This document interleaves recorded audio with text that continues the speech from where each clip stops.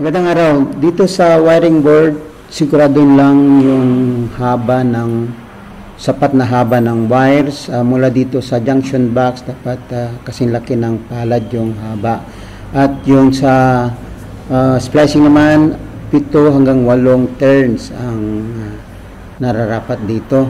At siguraduhin din yung live wire saka hot wire. Yung hot wire ay yun dapat yung pupunta sa may switch ng lighting outlet.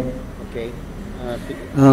Ngayon dito sa lighting outlet, paganahin lang yung single switch. Dito 2 single switch, saka yung pangatlo yung 3-way switch. So dapat ay gagana yung 3-way switch.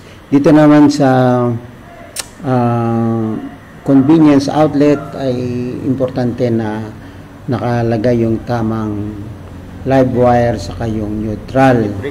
Of course yung sa live wire, makikita mo yan sa magitan ng test prob.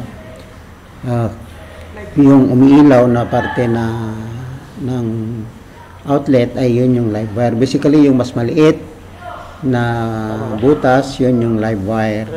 At yung mas malaki, yun naman yung sa neutral wire. Ito yung ilaw sa yung malaki. Tapos, Dapat yung maliit yung ilaw, di ba sir?